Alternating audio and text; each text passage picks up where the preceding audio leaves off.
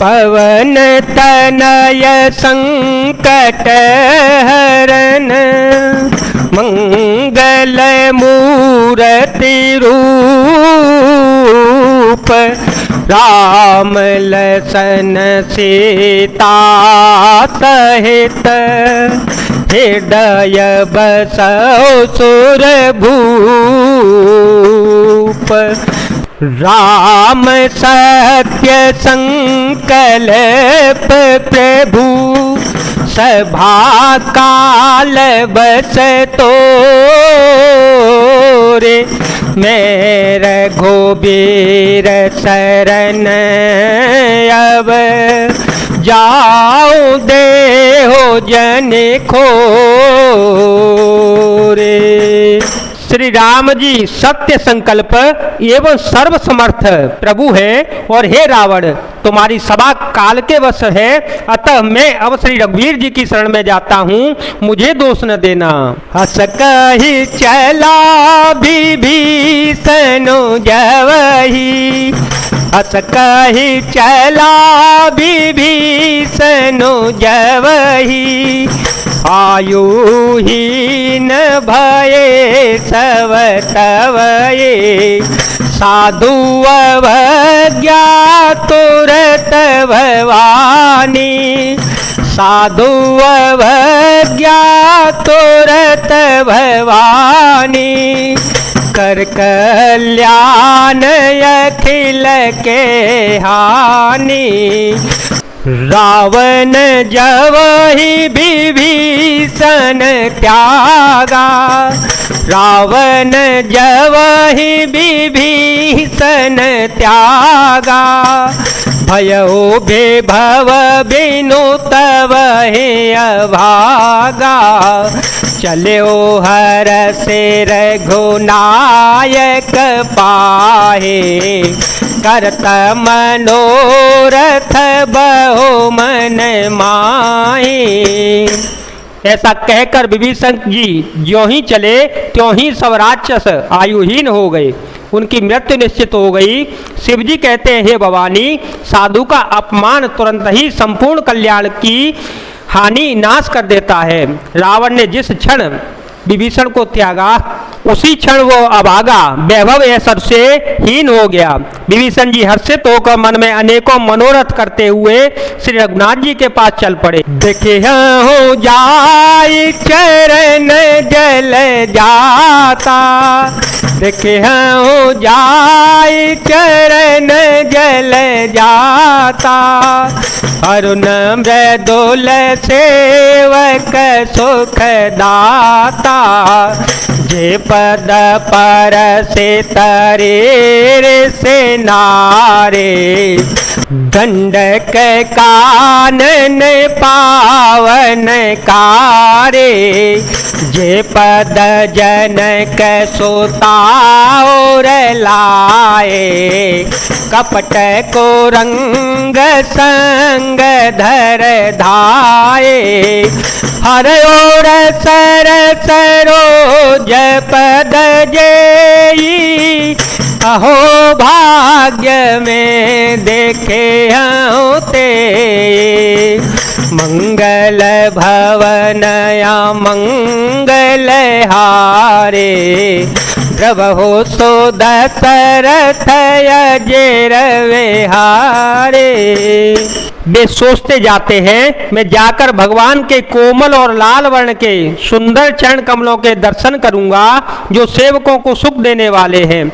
जिन चरणों का स्मरण पाकर ऋषि की पत्नी अहिल्या तर गईं और जो दंडक वन को पवित्र करने वाले हैं, जिन चरणों को जानकी जी ने हृदय में धारण कर रखा है, जो कपट मृग के साथ पृथ्वी पर उसे पकड़ने के लिए दौड़े थे और जो चरण कमल साक्षात शिव जी के हृदय रूपी सरोवर में विराजते हैं, मेरा अहो भाग्य है कि उन्हीं को आज मैं देखूंगा। जिन पाया के पादो कहीं भर तो रहे मन लाए ते पद आजू बिलो के हूँ इन नयन अब जाए आए। जिन चरणों को, पादुकाओं को भरत जी ने अपने मन में लगा रखा है, आज मैं उन्हीं चरणों को भी जाकर अपने नेत्रों से देखूंगा। एह वेद करत सप्रेम विचारा, एह वेद करत सप्रेम विचारा, आयो सपदे सिंधोए पारा, कपिह विभीषण आवत देखा, कपिह विभीषण आवत देखा, जाना को रिपुदूत विशेषा, ताहि राखी कपीस पहि आए, समाचार सब ताहि सुनाए, कह सुग्रीव सुनहु रघुराई, आवा मिलन दसानन भाई, मंगल भवन मंगल हारी, द्रवहो तो दशरथ अजेर विहारे। इस प्रकार प्रेम सहित विचार करते हुए शीघ्र ही वे समुद्र के इस पार जिधर श्री रामचंद्र जी की सेना थी आ गए। वानरों ने विभीषण को आते हुए देखा तो उन्होंने जाना कि शत्रु का कोई खास दूत आया है। उन्हें पहरे पर ठहरा कर वे सुग्रीव के पास आए और उनको सब समाचार कह सुनाए। सुग्रीव ने श्री राम जी के पास जाकर कहा, हे रघुनाथ जी सुनिए, रावण का भाई आपसे मिलने के लिए आया है। कह प्रभु सखा बोझिए कहा, कहे कपीस सुनहु नर नाहा, जाने न जाए निशाचर माया, काम रूप के कारण आया, वेद हमार लेन सठ आवा, वेद हमार लेन सठ आवा, राखिय बांधी मोए अस भावा, सखा नीति तुमनी की विचारी, मम पन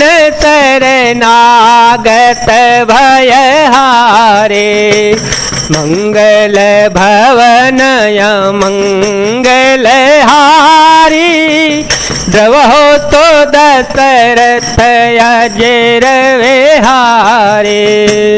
प्रभु श्री राम ने कहा, हे मित्र तुम क्या समझते हो, तुम्हारी क्या राय है। वानरराज सुग्रीव ने कहा, हे महाराज सुनिए, राक्षसों की माया जानी नहीं जाती, यह इच्छा अनुसार रूप बदलने वाला छली न जाने किस कारण आया है। जान पड़ता है यह मूर्ख हमारा भेद लेने के लिए आया है, इसलिए मुझे तो वही अच्छा लगता है कि इसे बांध कर रखा जावे। श्री राम जी ने कहा, हे मित्र तुमने नीति तो अच्छी विचारी, परंतु मेरा प्रण तो ये है शरणागत के भय को हर लेना चाहिए। सुन प्रभु वचन हरष हनुमाना, सुन प्रभु वचन हरष हनुमाना, शरणागत बछल भगवाना।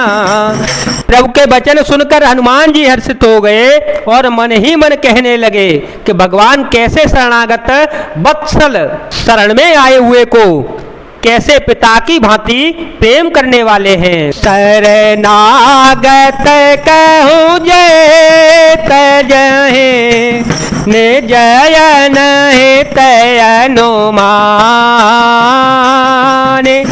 ते नर पावर पापमय, ते नहीं विलोकत हाने।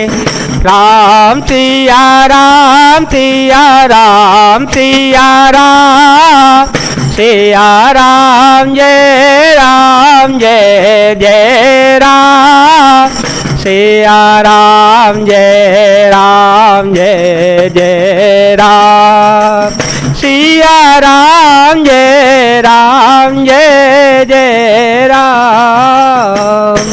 श्री राम जी फिर बोले, जो मनुष्य अपने अहित का अनुमान करके शरण में आए हुए का त्याग कर देते हैं, वे पामर क्षुद्र हैं, पापमय हैं, उन्हें देखने में भी हानि है, पाप लगता है। जय जय सिया राम, जय वीर हनुमान जी महाराज, जय भोलेनाथ, जय दीनानाथ, जय शिव शंकर।